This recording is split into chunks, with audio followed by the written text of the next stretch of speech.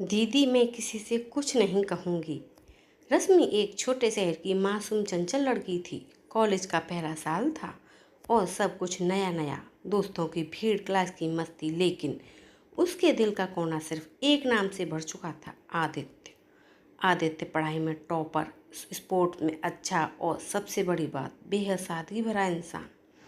रश्मि जब भी उसे क्लास में दिखती उसका दिल धड़कने लगता।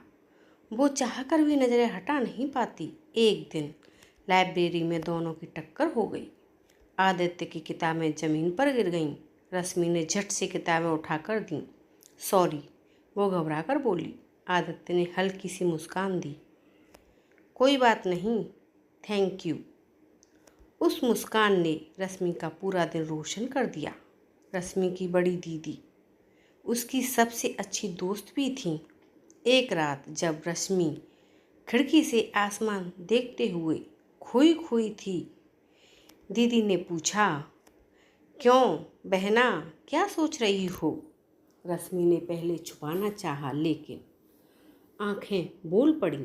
धीरे से कहा, दीदी मुझे आदित्य अच्छा लगता है, लेकिन मैं किसी से कुछ नहीं कहूँगी। अगर सबको पता चल गया तो? दीदी मुस्कुराई। उसके कंधे पर हाथ रखकर बोली, पागल, प्यार कोई चोरी थोड़ी है। अगर दिल सच्चा है तो छुपाने की नहीं, निभाने की चीज़ है।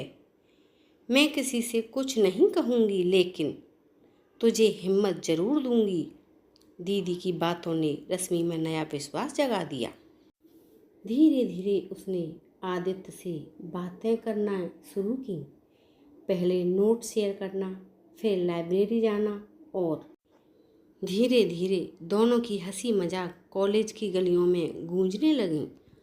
आदित्य भी रश्मि को पसंद करता था, बस जताने से डरता था। कॉलेज का फेयरवेल फंक्शन था। सब तैयारियों में लगे थे। आदित्य स्टेज पर भाषण देने आया और अंत में बोला, मेरी लाइफ की सबसे बड़ी खुशी इस कॉलेज ने दी है, एक ऐसी दोस्त के रूप में जिसे मैं खोना नहीं चाहता। और उसकी नज़रें सीधे रश्मि पर टिक गईं। रश्मि की आंखें नम हो गईं। वो हिम्मत करके स्टेज के बाद उसके पास गई और धीमे से बोली, आदित्य, मैं यही चाहती हूँ। मैं किसी से कुछ नहीं कहूँगी, पर तुमसे छुपाना अब मुमकिन नहीं। आदित्य मुस्कुराया और बोला, अब तुम्हें छुपाने की ज़रूरत भी नहीं, क्योंकि मैं हमेशा तुम्हारे साथ रहूँगा।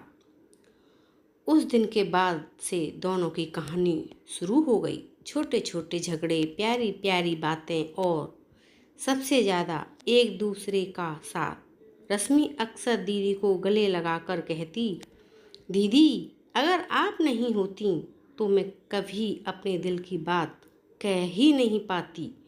दीदी हंस देती और कहती, बस अब खुश रहो और याद रखना, प्यार सबसे खूबसूरत होता है जब उसमें भरोसा हो। कुछ सालों बाद रश्मि और आदित्य की शादी हो गई। दोनों का रिश्ता वैसा ही मीठा और गहरा था जैसा कॉलेज में शुरू हुआ था।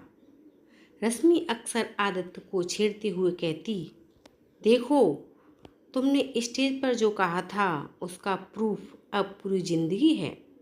आदित्य मुस्कुराकर जवाब देता, और मैं तो कह रहा हूँ ये प्रूफ कभी ख़त्म नहीं होगा। दोनों की दुनिया में प्यार, हंसी और छोटी छोटी नोक-झोंक थी। लेकिन इस सब से बीच रश्मि को महसूस हुआ कि उसकी दीदी बदल रही हैं। वो पहले जैसी हंसमुख नहीं रहीं, चुप चुप रहने लगी। एक रात रश्मि ने उनके कमरे में जाकर पूछा, दीदी, सब ठीक है ना? आप मुझसे कुछ छुपा रही हो? दीदी आंखें मोड़ ली और बोली, नहीं रे, कुछ नहीं। लेकिन रश्मि ने जिद की। आखिरकार दीदी ने धीरे से कहा, रश्मि, मुझे भी कोई पसंद था, पर घर वालों ने मेरी शादी कहीं और कर दी। मैं किसी से कुछ नहीं कह पाई। रश्मि की आंखें भर आईं। उसने दीदी का हाथ पकड़ते हुए कहा, दीदी, आपने मुझे हिम्मत दी, लेकिन खुद चुप क्यों रहीं? अगर उस वक्त आपने कहा होता तो शायद आपकी ज़िंदगी भी बदल जाती। रश्मि और आदित्य ने तय किया कि अब वो दीदी के लिए कुछ करेंगे। आदित्य ने अपने पुराने दोस्तों से बात की और उस इंसान को खोज निकाला जिसे दीदी कभी चाहती थी। किस्मत का खेल देखिए, वो भी आज तक शादीशुदा नहीं था। जब उनकी मुलाकात हुई तो दोनों की आंखों में वही पुराना प्यार चमक उठा। घर वालों से बात हुई, थोड़ी मुश्किलें आईं, लेकिन आखिरकार दीदी की भी शादी उसी इंसान से हो गई। शादी के दिन रश्मि ने दीदी को गले लगाया और कहा, दीदी, आपने मुझे हमेशा सिखाया कि प्यार छुपाने की नहीं, निभाने की चीज़ है। आज मैंने वही आपकी ज़िंदगी में लौटा दिया। दीदी मुस्कुराई और धीरे से बोली, अब सच में मैं किसी से कुछ नहीं कहूँगी, क्योंकि मेरी खुशी तुम्हारे पास हमेशा सुरक्षित है। और इस तरह दोनों बहनों की ज़िंदगी में प्यार ने एक नया रंग भर दिया। एक में हिम्मत थी, दूसरे में इंतजार, और दोनों को मिला सच्चा साथी। तो दोस्तों, आपको मेरी कहानी कैसी लगी कमेंट करके ज़रूर बताना।